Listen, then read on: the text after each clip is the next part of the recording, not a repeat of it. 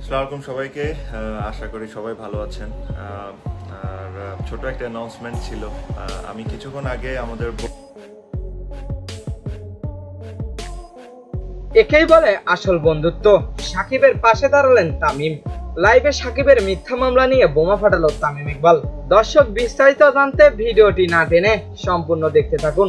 বৈষম্য বিরোধী ছাত্র আন্দোলনের সময় দেশের বিভিন্ন জায়গায় পুলিশের গুলিতে নিহত হয়েছেন অনেকেই। শেখ হাসিনা দেশ ছেড়ে যাওয়ার পর সেই সব ঘটনা তুলে ধরা হয়েছে এবং মামলা করা হয়েছে তাদের নামে।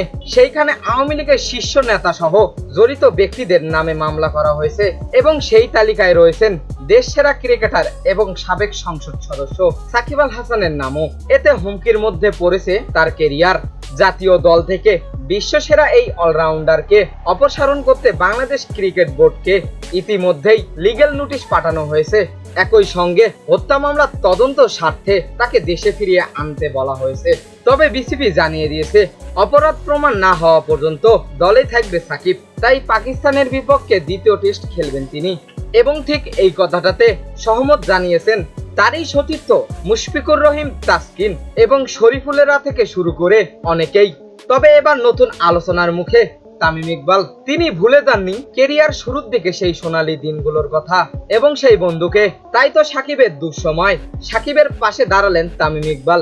সাম্প্রতিক সময় এক লাইভে এসে সাকিবের নামে করা মিথ্যা মামলার কথা বলেন তামিম ইকবাল। তিনি সেই লাইভে বলেন, আমি সাকিবকে খুব ভালোভাবেই চিনি। সাকিব কোনোভাবেই এই সব কাজ করতে পারে না। তার তো রাজনীতিতে যাওয়ার এখনো 1.5-2 বছরও হলো না, তাতেই সে এসব কাজে লিপ্ত হবে। আমি এটা কোনোভাবেই বিশ্বাস করি না। এইখানে সাকিবকে ফাঁসানো হয়েছে। আমি চাই ভালো করে তদন্ত করা হোক এবং সাকিবের নামে যারা মিথ্যা মামলা করেছে তাদেরকে আইনের আওতায় নিয়ে আসতে বলেন বাহাতি এই ব্যাটার। তো দর্শক, আপনারাও কি সাকিবকে বিশ্বাস করেন তামিমের মতো?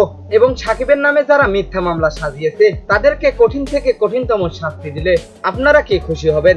জানিয়ে দিন এই বিষয়ে আপনাদের গুরুত্বপূর্ণ মতামত আমাদের ভিডিওর কমেন্ট বক্সে। এতক্ষণ আমাদের সঙ্গে থাকার জন্য অসংখ্য ধন্যবাদ।